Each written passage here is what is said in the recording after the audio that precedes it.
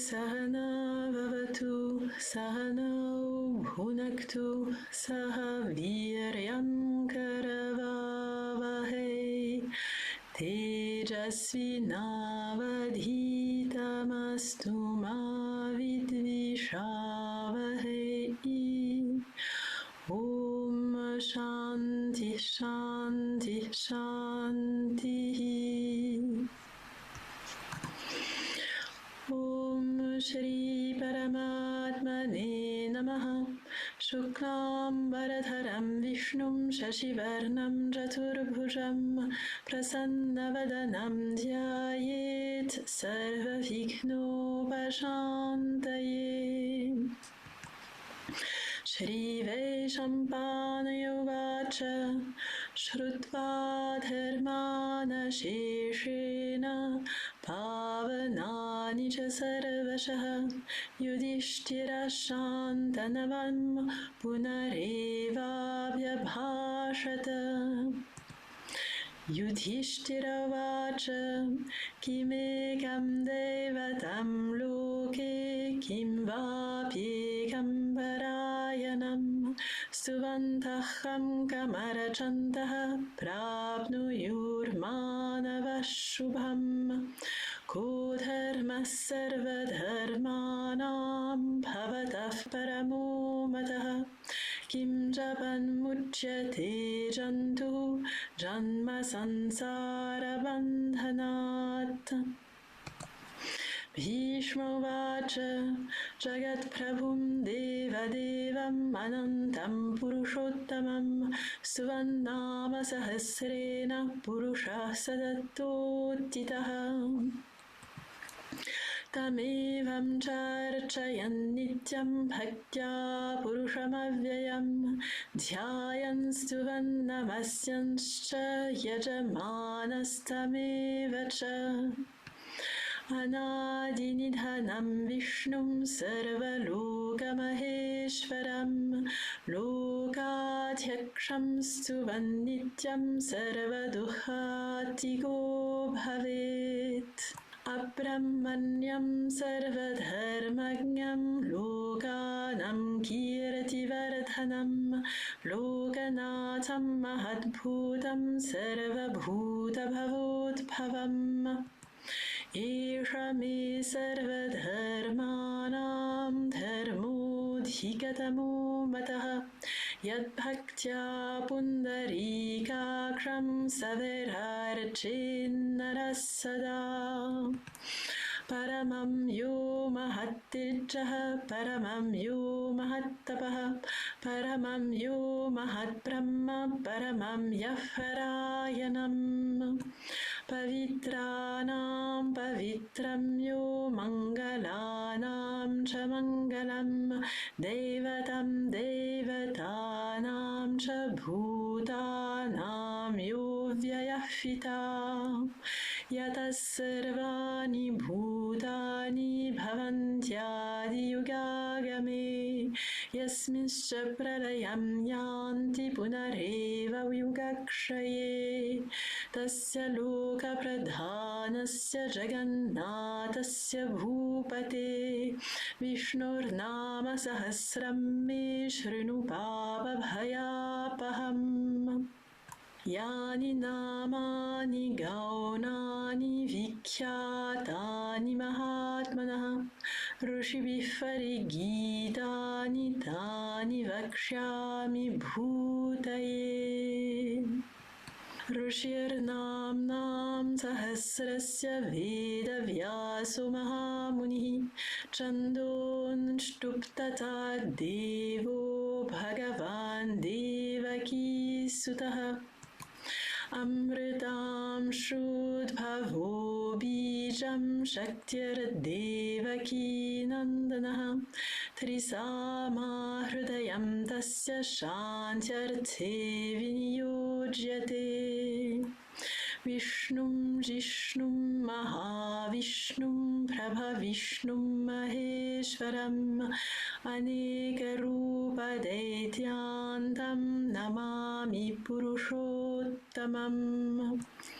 Dhyanam Om शान्ताकारं भुजगशयनं पद्मनाभं सुरेशं विश्वाधारं गगनसदृशं मेघवर्णं शुभाङ्गं लक्ष्मीकान्तं कमलयनयनं योगिभिर्ध्यानगम्यं वन्दे विष्णुं भवभयहरं सर्वलोकैकनाथम् सशङ्खचक्रं सकिरीटकुण्डलं सपीतवस्त्रं सरसीरुहेक्षणं सहारवक्षस्थलकौस्तुभश्रियं नमामि विष्णुं शिरसा चतुर्भुजम् ॐ विश्वं विष्णुर्वषट्कारो भूतभव्यभवत्प्रभुः भूतकृद्भूतभृद्भावो भूतात्मा भूतभावनः भूतात्मा परमात्मा च मुक्तानां परमागतिः अव्ययः पुरुषः साक्षी क्षेत्रज्ञोऽक्षर एव च योगो योगविदां नेता प्रधानपुरुषेश्वरः नारसिंहवपुः श्रीमान् केशवः पुरुषोत्तमः सर्वः शिवस्थाणुर्भूतादिर्निरव्ययः सम्भवो भावनो भरता प्रभवः प्रभुरीश्वरः स्वयंभू शम्भुरादित्यः पुष्कराक्षो महास्वनः अनादिनिधनो धाता विधाता धातुरुत्तमः अप्रमेयो ऋषिकेशः पद्मनाभोऽमरप्रभुः विश्वकर्मा मनुस्त्वष्टास्तविष्टस्तविरो ध्रुवः अग्राह्यः शाश्वतः कृष्णो लोहिताक्षः प्रतरदनः प्रभूतस्त्रिककुब्धाम पवित्रं मङ्गलं परम् ईशानः प्राणदः प्राणो ज्येष्ठः श्रेष्ठः प्रजापतिः हिरण्यगर्भो भूगर्भो माधवो मधुसूदनः ईश्वरो विक्रमी धन्वी मेधावी विक्रमः क्रमः अनुत्तमो दुराधर्षः कृतज्ञः कृतिरात्मवान् सुरेशः शरणं शर्म विश्वरेता प्रजाभवः अहः संवत्सरो व्यालः प्रत्ययः सर्वदर्शनः अजः सर्वेश्वरः सिद्धः सिद्धिः सर्वादिरच्युतः वृषाकपिरमेयात्मा सर्वयोगविनिःसृतः वसुर्वसुमना सत्यः समात्मा संमितः समः अमोघः पुण्डरीकाक्षो वृषकर्मा वृषाकृतिः रुद्रो बहुशिरा बभ्रुर्विश्वयोनिषुचिश्रवाः अमृतः शाश्वतस्थाणुर्वरारोहो महातपाः सर्वगः सर्वविद्भानुर्विश्वक्षेणो जनार्दनः वेदो वेदविदव्यङ्गो वेदाङ्गो वेदवित्कविः. Donc nous avons récité le Vishnu Sahasranama jusqu'au verset 14, hein, ce sont tous les versets que nous avons étudiés. Et aujourd'hui, pour l'occasion de Rama Navami, donc c'est le 9e jour lunaire et c'est la naissance de Shri Rama, nous allons nous concentrer particulièrement sur ce qui est donc le 7e avatar de Vishnu et qui est donc célébré aujourd'hui. Shri Rama, comme beaucoup d'entre vous le savez déjà, est un grand roi. En fait, parmi les avatars de Vishnu, c'est celui qui incarne le Dharma de la façon la plus perceptible pour nous. C'est-à-dire que Shri Rama est l'incarnation de toutes les vertus et son comportement extrêmement dharmique face à l'adversité est une inspiration pour chacune et chacun d'entre nous. Il est accompagné bien sûr de l'incarnation de Shri Lakshmi, qui est donc sa reine Sita, et Vishnu, incarné sous la forme de Shri Rama, est accompagné de Adishesha sous la forme de son frère Lakshmana. Lakshmana qui est donc le frère de Shri Rama.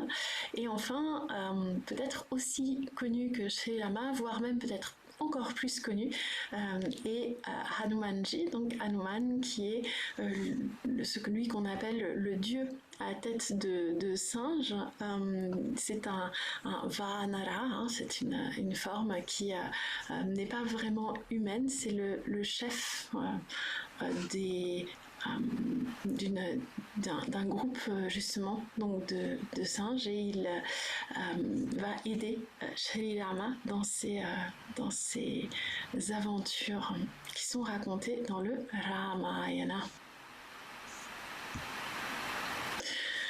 Voilà, donc à l'écran vous voyez cette représentation de Shri Rama avec à ses pieds donc Hanuman. On ne le voit pas dans cette image, mais parfois il y a des représentations de Hanumanji où il ouvre sa poitrine et on voit que dans son cœur il y a le visage de Shri Rama, tel est son attachement à Shri Rama. Et donc Hanuman représente la force, la vitalité, et particulièrement la vitalité de la dévotion.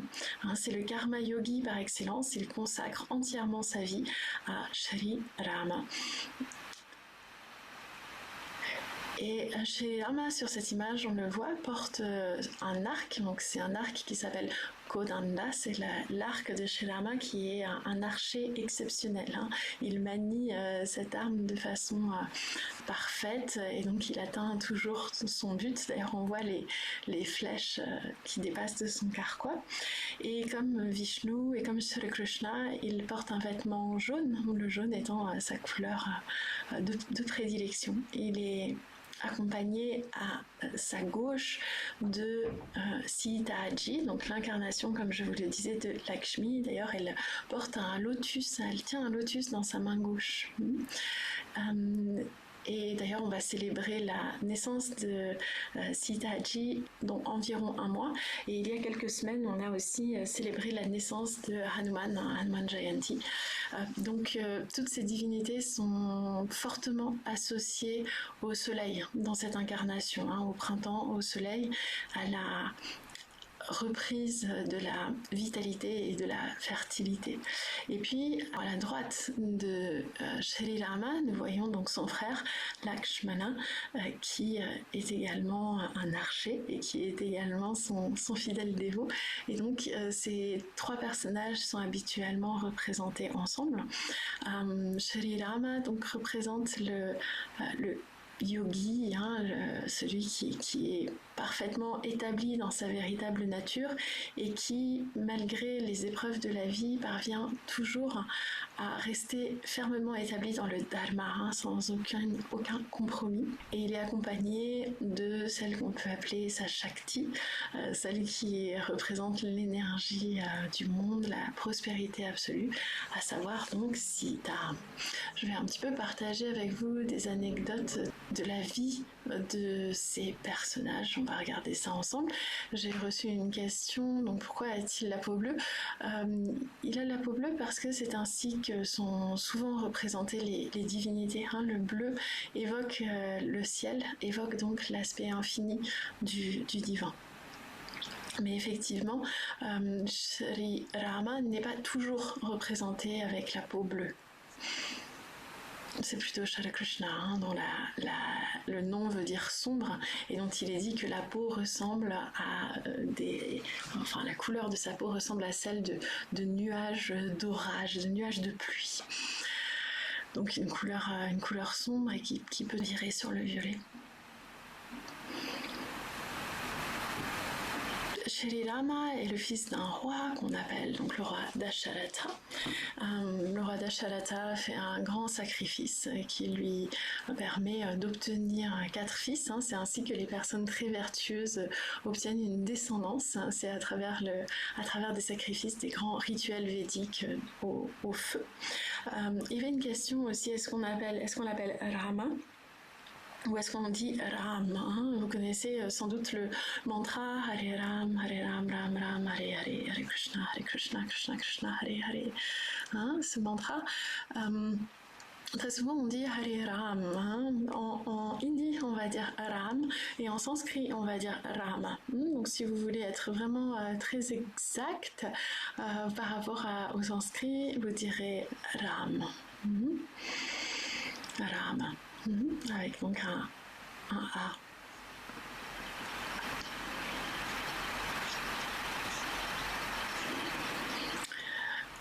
Donc c'est quelqu'un qui, dès sa naissance, est profondément patient, courageux, extrêmement attaché au dharma.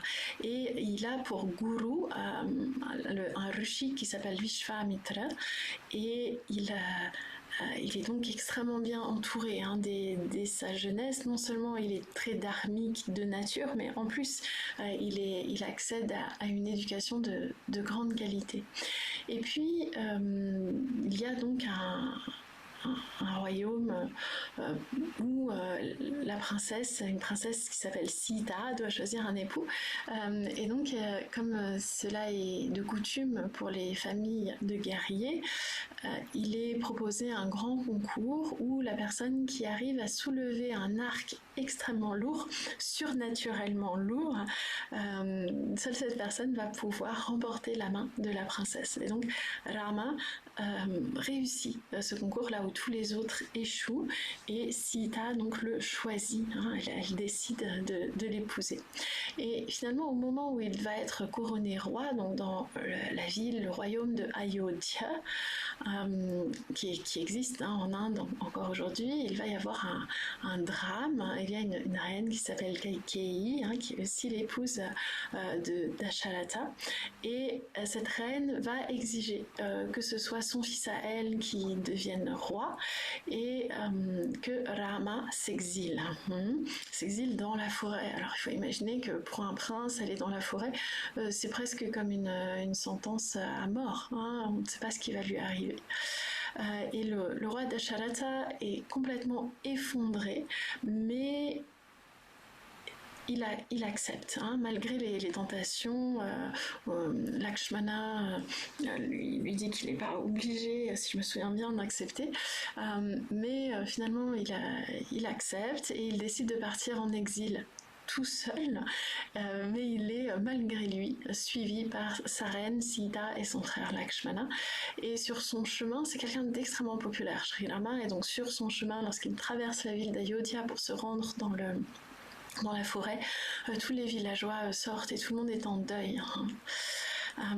Pourquoi il prend cette décision? Parce que il y a une valeur qui est très forte dans la culture indienne, c'est le respect des aînés, et donc par respect pour le dharma, Shri Rama va accepter la demande de Kaikeyi, et il ne se pose finalement pas la question, ou en tout cas la question n'est pas de savoir si la demande de Kaikeyi est dharmique ou non. Ce qui est vraiment important, c'est le fait pour lui de suivre son dharma, donc d'obéir aux ordres qu'il reçoit de son aîné. Pour le dire autrement, il ne se met pas à la place des autres en essayant de se demander si ce qu'on lui demande est juste ou non. Il essaie simplement de respecter son dharma, de respecter son devoir, compte tenu de la situation qui se présente à lui. et à lui personnellement. Et donc, tous les trois vivent dans la forêt extrêmement simplement. Ils passent leur temps à se nourrir et aussi à faire des pratiques spirituelles. Et de fil en aiguille, il y a un démon qui tente d'enlever Sita. Donc à un moment, Sri Rama doit quitter la hutte où il habite avec Sita et Lakshmana. Et donc il fait un cercle dans la terre tout autour de cette hutte et dit à Sita de ne pas traverser ce trait dans la terre. Et en fait, par une force magique, par une force surnaturelle, Sita est protégée lorsqu'elle est dans cette enceinte invisible créée par Sri Rama, qui a donc des pouvoirs surnaturels. Et de fil en aiguille, Sita finit par transgresser cette interdiction et par sortir. Elle est attirée par une biche qui s'avère être finalement une démone, donc et elle va être enlevée par un démon. Et tout ça se passe donc à Ayodhya, dans le nord de l'Inde, et elle va être enlevée et capturée et emmenée dans le royaume de Lanka, donc qui est aujourd'hui le Sri Lanka. Donc très très loin. Et lorsque Rama s'en aperçoit, il est absolument effondré. Sa douleur est immense. Il faut imaginer que donc Vishnu est indissociable de Lakshmi. Et Lakshmi est la prospérité, Vishnu représente lui la conscience pure. Ils sont indissociables l'un de l'autre, l'aspect matériel et l'aspect conscience. Et c'est profondément contre nature pour Rama d'être séparé de Sita. Et d'autant plus que il avait été lui-même trompé. En fait, la raison pour laquelle il avait laissé Sita seule, c'est parce que c'est lui qui était parti à la recherche de ce cerf doré qui était en réalité un démon. Donc, avec Lakshmana,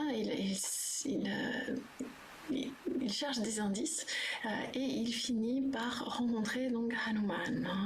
Hanuman qui est au service du roi des singes qui s'appelle Sugriva. Et en fait, Hanuman, dès sa rencontre avec Rama, voit en lui le divin. Il voit en lui la perfection, il voit en lui l'aboutissement de tous ses désirs. Et Hanuman donc va devenir le serviteur fidèle de Rama. Et pour lui, tout le sens de sa vie va être de servir Rama. Et donc, il va être chargé de chercher Sita. Sita, donc, pendant ce temps, est dans le palais de ce démon. Elle refuse toutes ses avances et elle est enfermée dans un jardin. Pour aller au Sri Lanka, il faut traverser l'eau, n'est-ce pas ? Et Hanuman donc accomplit cet exploit extraordinaire. Il grandit, il concentre toute son énergie, il va bondir au-dessus de l'océan. Et là, pour gagner la confiance de Sita, il lui remet l'anneau que lui avait confié Sri Rama justement pour qu'elle sache que Hanuman lui est bien envoyé par Rama. Et bien cette image très forte où la queue de Hanuman prend feu et lorsqu'il quitte la ville où est enfermée Sita, le feu de sa queue se propage dans toute la ville et donc il met toute la ville en feu.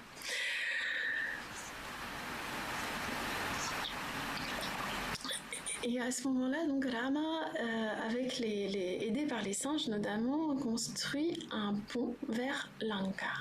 Donc ce pont en fait prend la forme de pierres énormes qui sont mises dans l'eau entre l'Inde, un endroit qu'on appelle Rameshwaram. C'est un lieu qui existe aujourd'hui, et le Sri Lanka, donc un endroit où le passage est relativement plus étroit qu'ailleurs. Et apparemment, selon certaines recherches archéologiques, il y aurait effectivement encore des traces d'un dépôt de pierres à ce niveau-là, des pierres immenses. Et selon la variation des niveaux de la mer, il aurait été à certains moments de l'histoire possible de traverser à pied. Et d'ailleurs, le dessin de ce pont, entre guillemets, est très joli. C'est une sorte il ondule très légèrement comme une sorte de S.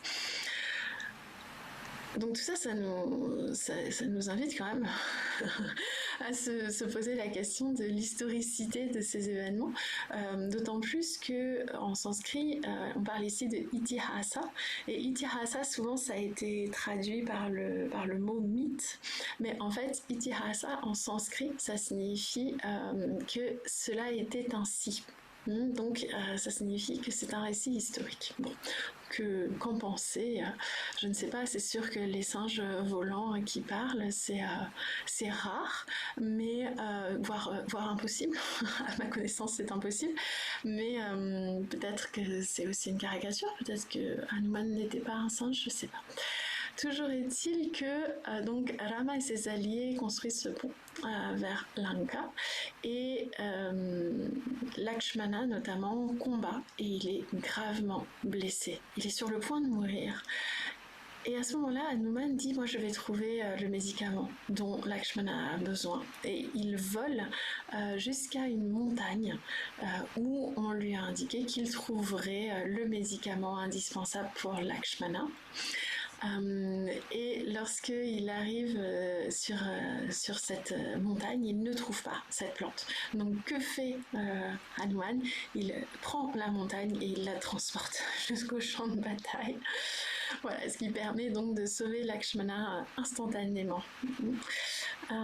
Et enfin, le démon qui avait enlevé Sita était un démon extrêmement violent. C'était un démon absolument terrible qui s'appelle Ravana. Et il y a des descriptions de Ravana, il y a aussi des descriptions de la bataille entre les démons et l'équipe, l'armée de Rama. En fait, les démons représentent, quelqu'un a mentionné la symbolique, quelqu'un a mentionné que ça l'intéressait de connaître la symbolique de cette histoire. Les démons représentent nos tendances intérieures qui nous éloignent du divin. Et donc particulièrement le matérialisme, c'est-à-dire le fait d'avoir du mal à croire qu'il existe autre chose que ce que l'on perçoit matériellement, et aussi le démon, les démons, en plus d'être obsédés par le monde matériel, en plus de ne croire que en ce qu'ils voient, vont naturellement, ça va ensemble, ça découle du matérialisme, vont poursuivre à tout prix la puissance et la richesse et les plaisirs dans ce monde. Et à tout prix, ça veut dire en dépit du dharma, en dépit de l'ordre cosmique, en dépit de l'injonction à la non-violence, etc. Et donc il y a des descriptions de Lanka comme étant un lieu où les gens sont sans foi ni loi, où les enfants ne sont pas respectés, etc. Vraiment, voilà, des descriptions qui font froid dans le dos et qui ne sont pas sans rappeler certains aspects de nos sociétés également. Et donc les démons représentent bien évidemment les tendances que nous avons en nous, et Shri Rama, lui, représente la conscience pure, il représente l'absolu, et donc c'est une bataille terrible entre les tendances démoniaque, matérialiste, qui recherche la gratification immédiate en nous, et l'absolu qui ne peut être reconnu, auquel on ne peut accéder qu'à travers maintes pratiques spirituelles. Et il se trouve en plus que ces tendances en nous sont presque invincibles. Ravana est puissant, il est presque invincible, mais Rama emploie une arme divine et le terrasse. En fait, pour nous, le seul moyen d'échapper à ces tendances matérialistes, donc c'est une simplification quand je dis matérialiste, hein, c'est l'absence d'acceptation qu'il peut exister autre chose que le matériel. Donc, Rama emploie cette arme divine et qui est en fait la connaissance du soi, mais qui est surtout aussi l'abandon au divin. L'abandon au divin, la reconnaissance que le divin est puissant et que nous, face à lui, nous sommes impuissants. Alors dans le cadre de Rama, comme c'est lui le divin, et ça ne veut pas dire que lui il s'est abandonné au divin, hein, mais par contre Ravana finit par céder devant la puissance invincible du divin. Donc il suffit pour nous que nous prenions refuge dans le divin pour surmonter ces tendances qui sont souvent contraires à nos valeurs, dans lesquelles on ne se reconnaît pas toujours. Et puis donc une fois qu'ils ont vaincu le démon. Sri Rama et Sita et Lakshmana reviennent à Ayodhya et Rama est couronné et la ville entière est illuminée pour accueillir le retour de Sri Rama. D'ailleurs, ça correspond à la fête de Diwali. Diwali, ce sont les rangées de lumière qu'on met sur les murs, sur les pas des portes, etc. en général autour d'octobre-novembre. Et donc c'est le retour de Sri Rama dans son royaume, le retour du Dharma. Et son règne est un règne idéal, c'est un roi parfait. Il est dit que même les chiens pouvaient venir à la cour et se plaindre s'il y avait le moindre problème. Ça veut dire que tous les êtres, en fait, avaient droit à la justice, au respect, à la prospérité, à l'harmonie dans son gouvernement. Et donc, Sri Rama est un modèle pour chacun et chacune d'entre nous, dans son rapport au Dharma, mais aussi dans sa façon de régner, et un modèle de gouvernement idéal, et chacune à notre petite échelle, à l'échelle de notre petit royaume, nous sommes appelés aussi à faire régner la justice, la prospérité, la non-violence. On peut voir que Rama, lui, n'est jamais ébranlé. Il représente Brahman, il représente l'absolu. Dans certaines interprétations, on peut dire que Sita représente l'âme individuelle qui doit être regagnée, mais cette interprétation doit être nuancée, déjà parce que Sita est Lakshmi, elle est la prospérité, elle est déjà l'absolu, et puis aussi parce que Sita n'est pas très active, tandis que l'individu ne peut pas se contenter de prendre refuge dans le divin pour accéder à la libération. Il y a aussi des efforts personnels à faire. Par contre, les tendances qui nous arrachent au divin, les tendances démoniaques, comme j'ai parlé de matérialisme, mais c'est aussi l'attachement au corps, la croyance qu'on est le corps seulement. Il est dit que les asuras, les rakshasas comme Ravana, passent leur temps à faire de la musculation pour devenir toujours plus forts et à manger de la viande, etc. C'est un peu étonnant. Ces tendances d'identification au corps et de désir de prospérité, de gratification immédiate sont vraiment donc les obstacles que nous sommes amenés à surmonter. Et à surmonter donc en prenant refuge dans le divin. Et au sujet du refuge dans le divin, j'aimerais aujourd'hui saisir donc l'occasion que présente ce jour pour réciter avec vous un verset dont il est dit qu'il permet d'atteindre le même fruit que la récitation du Vishnu Sahasranama. Donc, à la fin du Vishnu Sahasranama, dans ce qu'on appelle le Uttarabhaga, dans la partie Uttarabhaga, ça veut dire la partie finale, ou qu'on appelle aussi Palashruti, donc le texte qui traite des fruits de la pratique, de cette pratique spirituelle, hein, et donc dans ce cas, la récitation du Vishnu Sahasranama. Dans ce passage, donc il est rappelé que la récitation du Vishnu Sahasranama apporte la libération. Il est rappelé que la création tout entière est sous le contrôle de Vishnu et de ses avatars, et que toute qualité intérieure, le courage, l'intelligence, la force, sont en réalité des manifestations du divin. C'est un sujet qu'on va vraiment développer dans le chapitre 10 de la Bhagavad Gita à partir du lundi de Pâques. Et ensuite, d'autres versets sont habituellement récités, mais ce sont des versets qui proviennent d'autres textes, comme le Padma Purana et la Bhagavad Gita. Et notamment, dans ce passage-là, donc Parvati elle-même, la parèdre de Shiva, demande une manière simple de réciter ces 1000 noms quotidiennement, parce que on peut avoir l'impression que le Vishnu Sahasranama, ça prend beaucoup de temps de le réciter quotidiennement.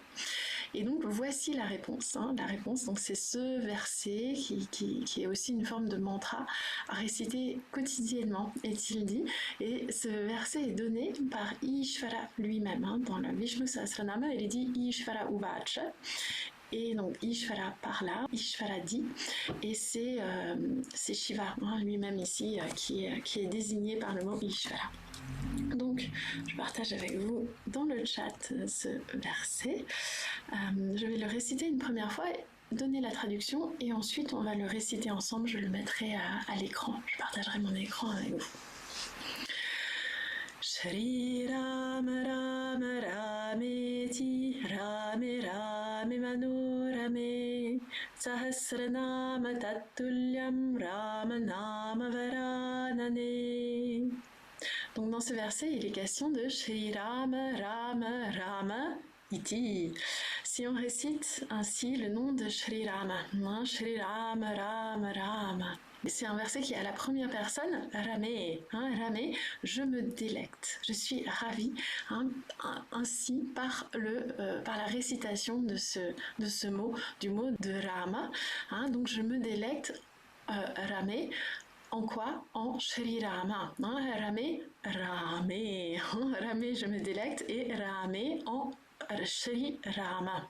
Pourquoi est-ce que je me délecte en Shri Rama? Pour deux raisons. La première, c'est que Vara Anane, c'est le dernier mot. Il est dit que son Anana, son visage, est Vara, c'est le meilleur. En fait, lorsque nous récitons, lorsque nous invoquons comme ça le divin, lorsque nous louons le divin, il est conseillé de le visualiser dans notre esprit, de visualiser son visage, de visualiser son apparence. Et donc, l'image du divin, l'image mentale du divin devient l'autel auquel nous offrons nos salutations. Donc il est Vara Anane, et son visage est une bénédiction, c'est l'autel de notre adoration. Et puis il est Manorame, c'est-à-dire que il réjouit, il va apporter du Ramanam ou du Ramu, de la joie, de la délectation, du plaisir, un délice à notre mental. Et d'ailleurs, Ramanama, le nom de Rama, est Sahasranama Tat Tulyam. Il est équivalent au Vishnu Sahasranama, c'est-à-dire qu'il suffit de réciter en fait, de juste dire Shri Rama pour obtenir les mêmes fruits qu'avec la récitation de Vishnu Sahasranama.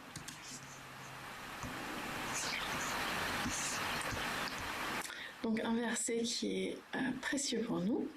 Donc je vous ai mis la traduction dans le chat et je vais maintenant le partager à l'écran avec vous pour que nous puissions l'apprendre ensemble.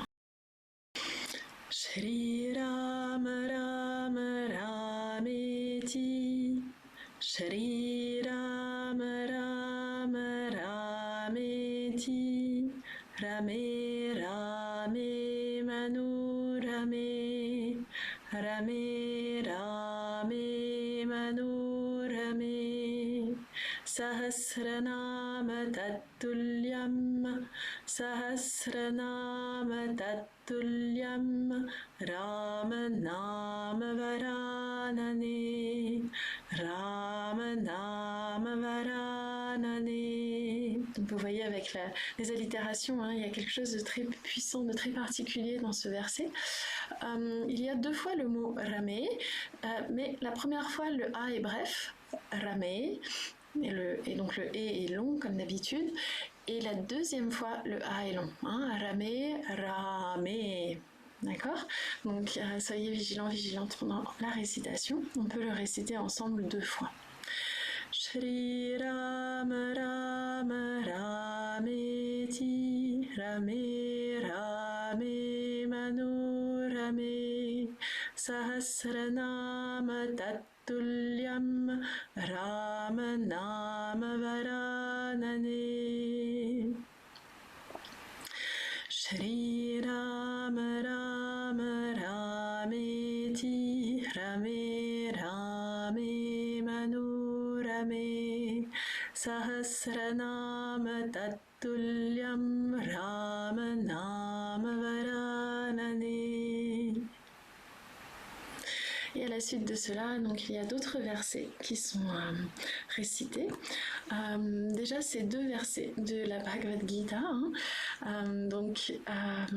Ce verset qu'on a vu récemment dans notre étude du chapitre 9, où il est dit que le divin, si on est ananyaha chintayantaha, pour les personnes dont le mental n'est consacré que à cela, ananya, ça veut dire à l'exclusion d'autre chose.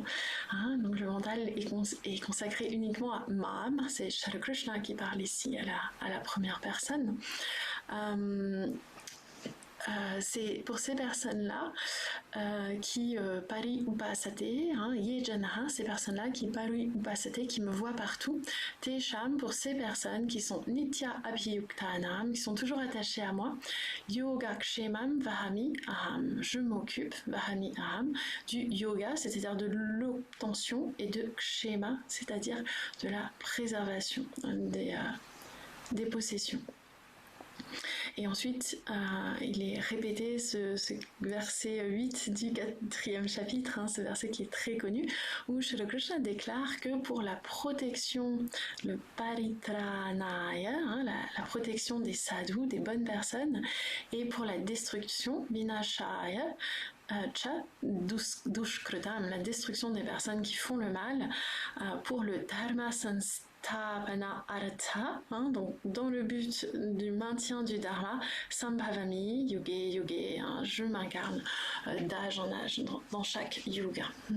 Et donc avant ces versets, on peut réciter Shri Bhagavan Uvacha, Shri Bhagavan Uvacha, Shri Bhagavan Uvacha, Ananyas Chintayanto Mam, Ananyas Chintayanto Mam, Ye Jana Faryupasate, Ye Jana Faryupasate, Tesham Nityabhiyuktanam, Tesham Nityabhiyuktanam, Yogakshemam Vahamyaham, Yogakshemam Vahamyaham,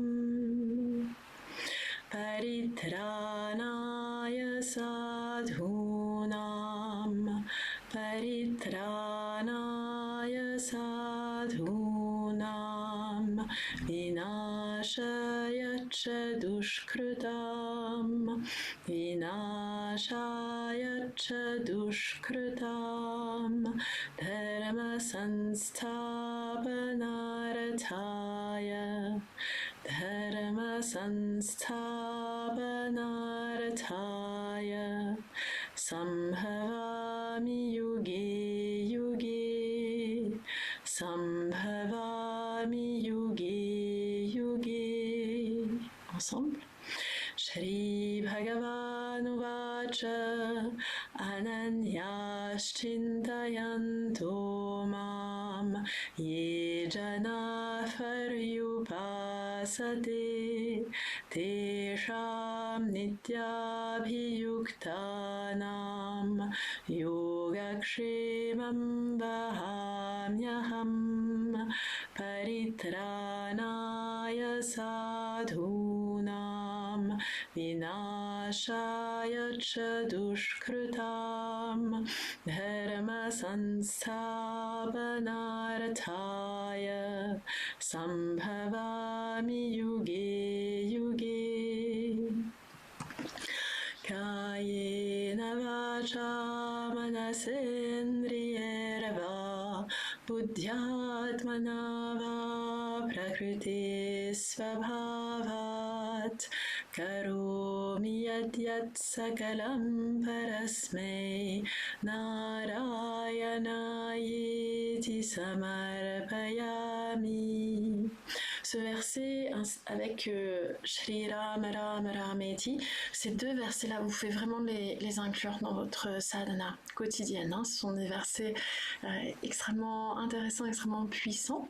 Kayena par le corps, Vacha par la voix, Manasa par le mental, Indriyehi par les sens, hein, donc les facultés sensorielles, mais aussi les facultés d'action, Va ou Buddhi par l'intellect, Atmana par moi-même, ou bien Va, ou bien Prakritehe Svabhavat, poussé par ma nature, hein, sous l'impulsion de ma nature, Karomi Yadyat, Yadyat, quoi que je fasse, quoique, hein, et Karomi, je fasse, Sakalam, tout entièrement, Parasmei, à celui qui est suprême, c'est-à-dire Iti, hein, c'est-à-dire Narayana, le divin, Narayanayeti, hein, Narayana Iti, à ce suprême qui est Narayana, le divin qui est Vishnu, Samarpayami, je l'offre.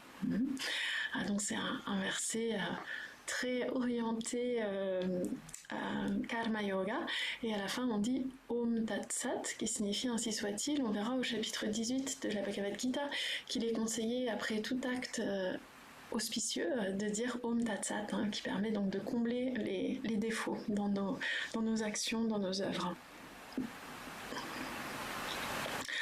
Kayena vacha manasendriyerva Kayena vacha manasendriyerva Buddhyatmana va prakriti svabhavat Buddhyatmana va prakriti svabhavat Karomi yadyat sakalam parasmai Karomi yadyat sakalam parasmai Narayanayeti samarapayami Narayanayeti samarapayami. Ensemble. Kayena vacha manasendriyerva buddhyatmana va prakriti svabhavat karomi yadyat sakalam parasmai narayanayeti samarapayami. Om Tat Satam. Donc ça, ce sont les versets sur lesquels nous terminons désormais les cours sur le Vishnu Sahasranama. Comme c'est quand même un cours qui est consacré au Vishnu Sahasranama, j'aimerais bien qu'on parle un petit peu, je sais qu'il n'y a pas beaucoup de temps, mais j'aimerais qu'on parle quand même un petit peu de la place de Shri Rama dans le Vishnu Sahasranama. Donc on va regarder quelques versets et la place de, enfin dire quelques mots supplémentaires sur Shri Rama. Donc le mot Rama vient de la racine verbale Ram, hein, et Ram signifie jouer, profiter, se réjouir, se délecter. Hein. On dit Ramante Yasmin et dit Rama, hein, ce dans quoi on se réjouit, ce en quoi on se délecte, ce auprès de quoi on reste, c'est Rama. Hein. Vous vous souvenez que dans les qualifications de aspirante spirituelle, il y a aussi Upa Rama, hein, le fait de rester à proximité de soi, de profiter à proximité de soi. Et donc Rama signifie celui dans lequel on découvre la joie. Et d'ailleurs, le mot Rama est un mot sanskrit tout simplement qui existait avant l'apparition de Sri Rama. Donc c'est un verset qui est un mot qui existe de longue date en sanskrit. Et donc Rama porte un arc qui s'appelle Kodanda.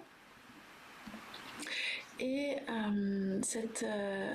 pour cette raison, comme il est celui qui porte un arc, il est décrit comme étant justement celui qui porte un arc. Et on a déjà donc vu un verset dans lequel cette image de Rama apparaît, donc on peut le réciter ensemble si vous voulez.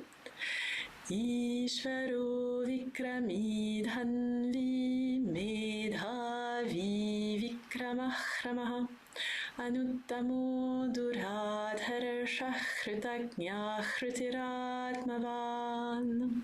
Donc ici, le mot qui fait référence à Sri Rama directement serait Dhanvi, parce que parmi tous les avatars de Vishnu, c'est lui qui est particulièrement remarquable ou qui se distingue particulièrement par le fait qu'il porte un arc. Et donc il est Dhanvi, celui qui porte un arc.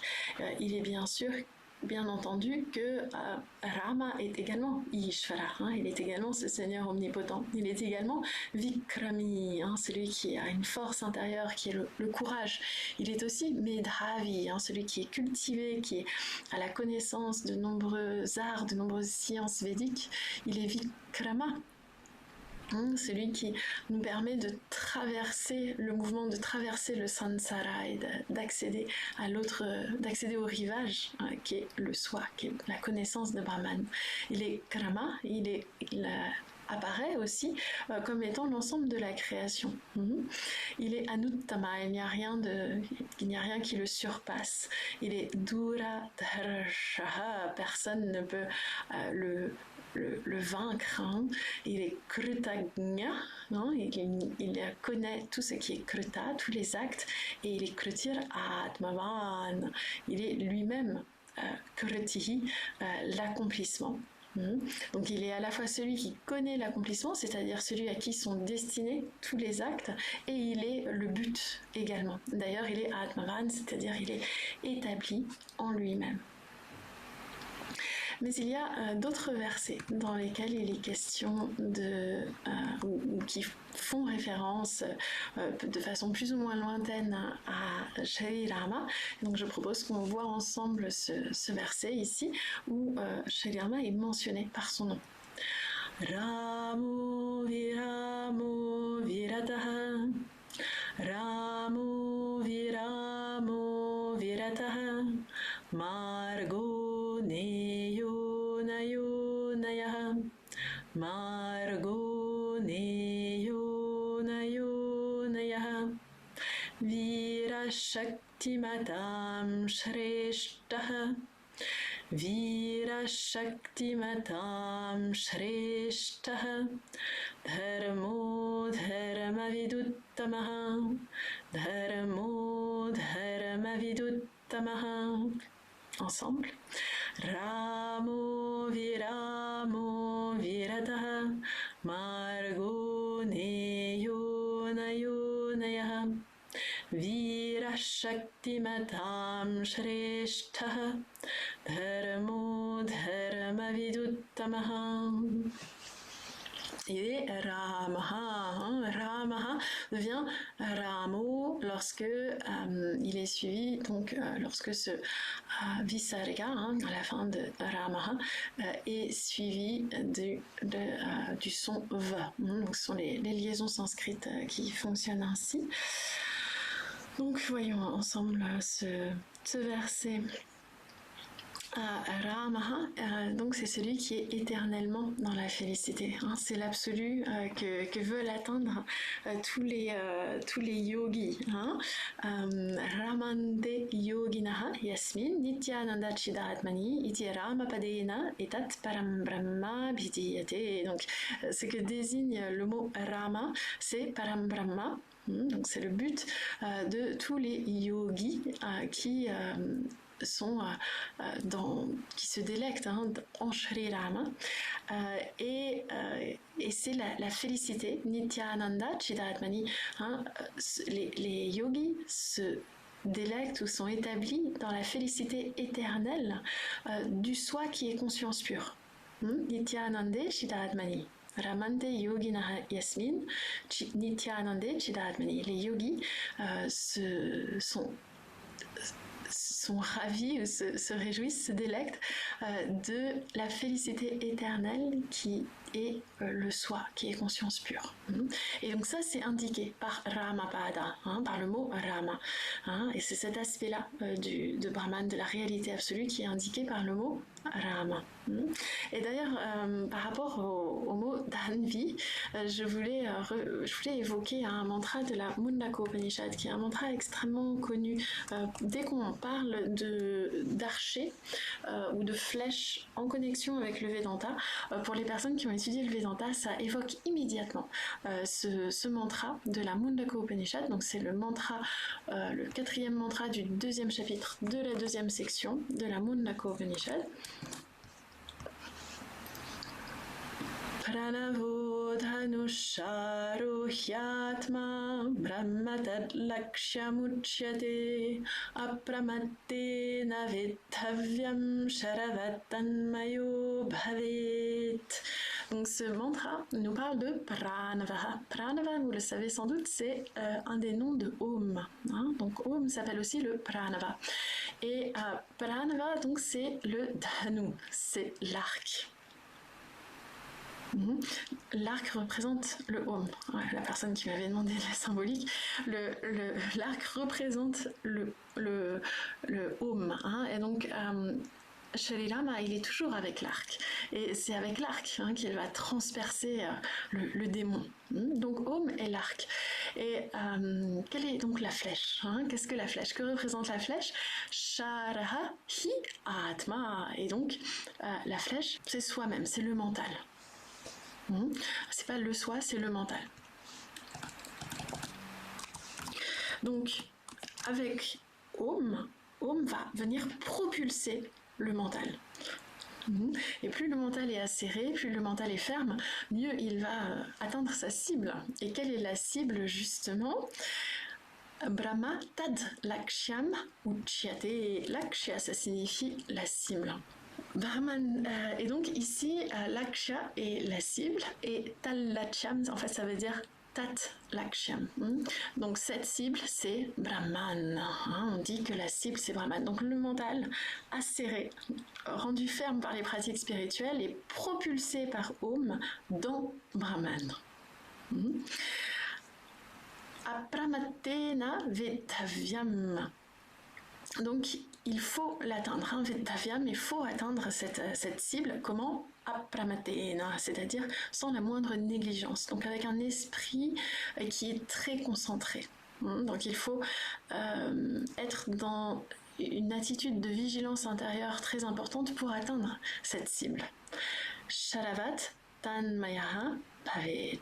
Et alors, Sharavat, comme la flèche, Sharavat tanmayaha bhavet. Alors, comme la flèche, il faut entendre ici ce qui est dit, comme la flèche, tat mayaha bhavet.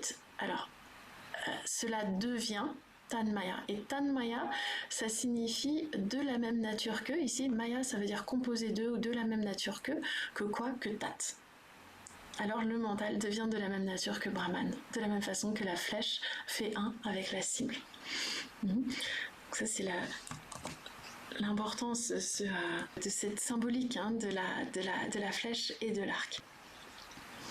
Donc, j'étais en train de vous parler de ce verset 43 du Vishnu Sahasranama. C'est le seul qu'on verra aujourd'hui, mais on va le voir. Donc, Rama, c'est celui qui amène la félicité. Et il est Virama. C'est celui dans lequel tous les êtres trouvent leur extinction. Celui en qui tous les êtres trouvent leur fin. Parce que tel Ravana, notre ego est amené à être vaincu par le divin et à se fondre dans le divin. Il est Virata. Hein, c'est celui qui n'a plus de désir. Il n'y a plus de désir des plaisirs. Celui qui a réalisé le soi, le divin n'a pas de désir de plaisir parce qu'il est le support de tout le plaisir dans la création, parce qu'il est lui-même de la nature, de la félicité absolue. Il est aussi dit qu'il est Viraja, hein, donc ça c'est une version alternative, Virata ou Viraja, ça revient au même. Il est Margaha, il est de la nature du chemin, c'est-à-dire c'est à travers la dévotion au divin que nous atteignons la libération du soi, la connaissance du soi, il est le chemin. Et c'est celui donc qui nous permet d'atteindre l'immortalité. Il est Neyaha, c'est celui qui nous mène, qui nous amène à l'absolu à travers la réalisation du soi. Donc le divin est celui qui nous amène à l'absolu. À travers donc la réalisation du soi, la dévotion est ce qui va nous amener à l'absolu, à la félicité éternelle. Il est Nayaha, c'est lui qui mène à l'illumination, c'est lui qui mène à la connaissance, et il est lui-même Anayaha, c'est-à-dire sans chef, sans personne qui le commande. Hein. Il est Viraha, il est la source de toute valeur, la source de tout courage. Hein. Le divin est la source de toute chose. Il est Shaktimadam Shreshtaha, parmi tous ceux qui sont Shaktiman, c'est-à-dire tous ceux qui sont pleins de Shakti, pleins de pouvoir, parmi tous ceux qui sont tout puissants, il est Shreshtaha, le premier, le meilleur. Hein. Donc le divin est celui et ce dont tous les êtres tirent leur force. Il est Dharmaha, il est celui qui soutient tous les êtres, qui soutient l'ensemble de la création. Et il est Dharma Viduttamaha. Viduttamaha, c'est celui qui connaît le mieux le Dharma. Donc c'est intéressant ce verset qui commence par Shri Rama et qui termine par Dharma Viduttamaha. On a l'impression que l'ensemble des mots de ce verset font référence en fait à Shri Rama. Donc c'est un verset qui est très riche de sens. J'aurais eu d'autres versets à commenter avec vous, mais je pense que c'est un cours qui a déjà été très très riche, donc je vais les laisser pour la prochaine fois. On peut ensemble réciter maintenant le Vishnu Sahasranama, incluant donc ce verset que nous venons de voir, et avec aussi les versets de fin donc, que nous avons vus tout à l'heure. Om Vishvam Vishnurvashatkaro Bhuta Bhavya Bhavat Prabhu Bhuta Krut Bhuta Vrut Bhavo Bhutatma Bhuta Bhavana Bhutatma Paramatma Cha Muktanam Paramagati Avyaya Purusha Sakshi Kshetrajño Kshara Evacha Yogo Yoga Vidam Neta Pradhana Purusheshvaraha Narasimha Vapushriman Keshava Purushottamaha Sarva Sharva Shivastanur Bhutadir Nidiravyaya Sambhavo Bhavano Bharata Prabhava Prabhurishvaraha Swayambhu Shambhuraditya Pushkaraksho Mahasvanaha Anadinidhano Dhata Vidhata Dhaturuttamaha Aprameyo Hrishikesha Fadmana Bhomara Prabhu Vishvakarma Manustvastastavishthastavirotruvaha Agrahya Shashvatah Krushno Lohitakshaphratardanaha Prabhutastrika Kupthama Pavitram Mangaram Param Ishana Frana Dafranu Jyeshta Shreshta Prajapati Hiranyagarbho Bhugarbho Madhavo Madhusudanaha Ishvaro vikrami dhanvi medhavi vikramah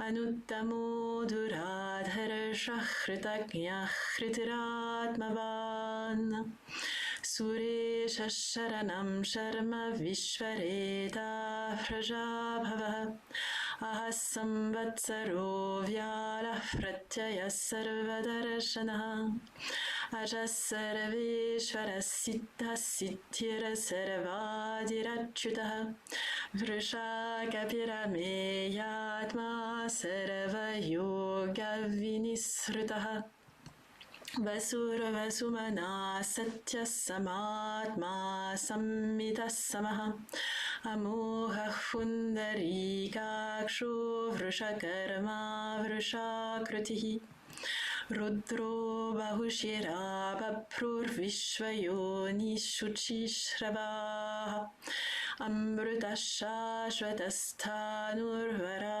roho mahatapah Sarvaga sarvavidbhanur vishvaksheno janardana Vedo vedavidavyango vedango vedavidkavihi Ramo viramo virato margo neyo nayo nayah Virashaktimatam shreshto dharmo dharma viruttamah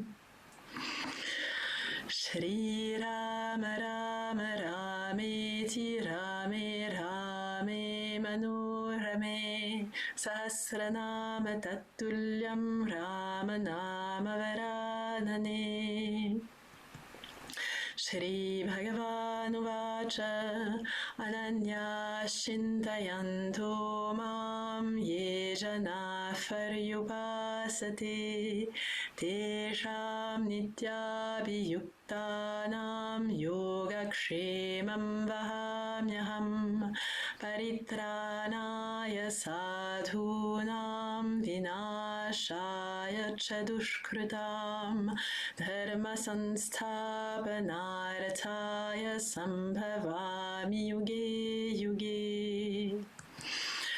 Kayena Vacha Manasendriyerva Buddhyatmana va Prakriti Svabhavat Karomi Yadyat Sakalam Parasmehi Narayanayi Samarapayami Narayanayi Samarapayami Om Shanti Shanti Shanti Om Tat Sat. Je vous remercie. Je vous souhaite encore une fois une très joyeuse Rama Navami.